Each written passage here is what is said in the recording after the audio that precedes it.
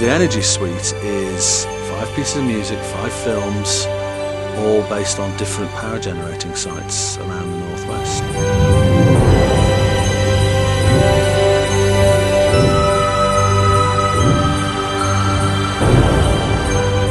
Andy and Hamby, I think, almost went out to do some sort of, video reconnoitering at first. There was various sites across the northwest that they were interested in looking at, and they went to just, as far as I know, to look at them, and Hamby took a camera with him, and it was almost a kind of, almost like fact-finding reportage began to become,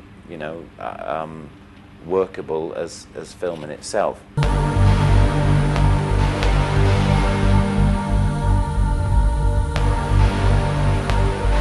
The external architecture is fascinating of these places, but we normally just experience it from a distance because we don't usually get up close to these places. So even seeing the exteriors up close, that in itself, I think, is quite fascinating. The person who created the visual idea, Peter Saville, was unavailable to come to the filming, so just myself and Hamby went to the filming.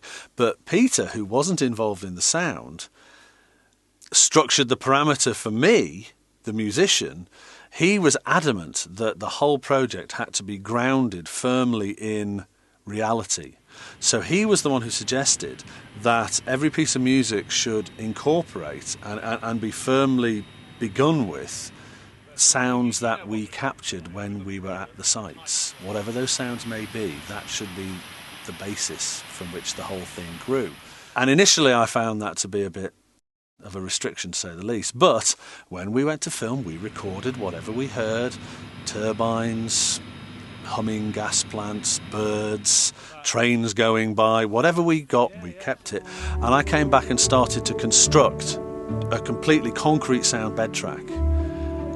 And it became obvious to me very quickly that this was actually going to be a great place to start, because from that bed track, I could then, knowing what I'd seen, having the films as something to refer to, and having the music, the ambient sounds, I could construct and invent music that reflected what I'd seen and what was already there in place.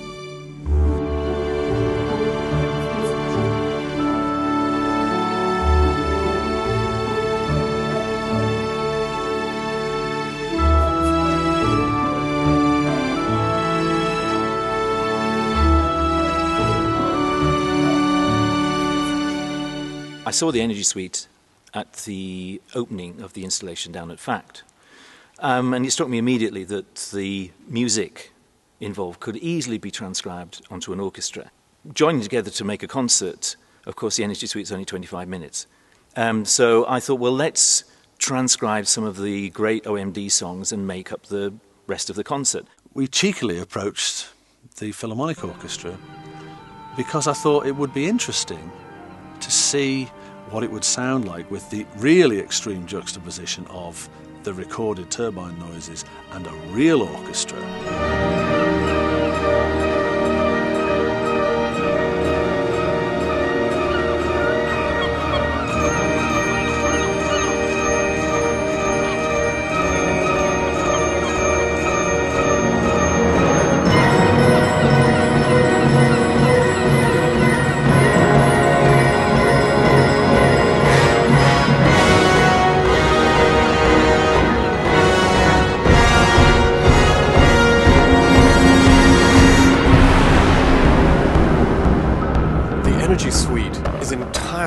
A sort of artwork, in a sense, a complete artwork. You have the visuals and you have the music that goes absolutely integral with the visuals, and it's very much a self-contained piece of art. You could imagine it being an installation in an art gallery, simply playing continuously, and to do it in a concert hall with people watching and sitting through it is quite a different experience. It's quite, say it's cerebral, but it's a much different, less immediate, less kind of hyper, in a sense, than the pop songs of the second half.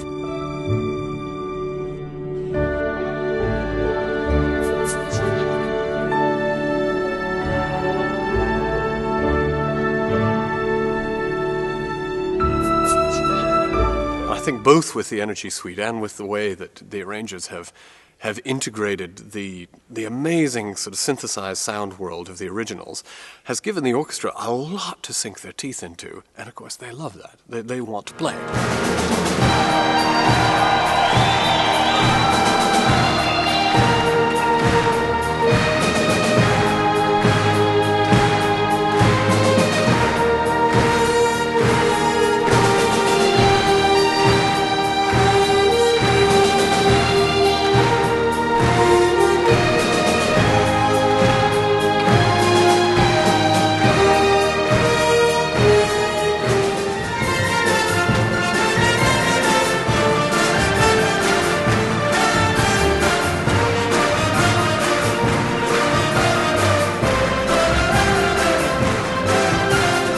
There was no initial plan to make a record of it. There was certainly not going to be wondering whether Radio 1 were going to be playing it or who was going to buy it or blah, blah, blah. It was just, let's just do it. Let's do this piece of art. Sometimes when you do something, it's a big fluster and a big excitement, and it's released and then it's gone. I think with the Energy Suite, we created it. And I think it's got a long, it's very interesting to lots of different people in lots of different ways. And it seems to be creating this whole life of its own. And it's a very beautiful thing. And I was very proud to be involved with it. It was to some extent, you know, an indulgence, but just something that Hamby was interested to do, that Andy felt motivated to do, that I was fascinated to see where it could go and to rediscover this idea. From when Andy and I first met, you know, there was no commercial context for it, and we just did it because we felt like doing it. Nobody was paying for it, nobody was asking for it, nobody was setting a deadline apart from McCluskey, who likes to crack whips. So it's actually great when there's something that you've done because you wanted to do it that then actually does find a sort of sense of place for itself. It's brilliant.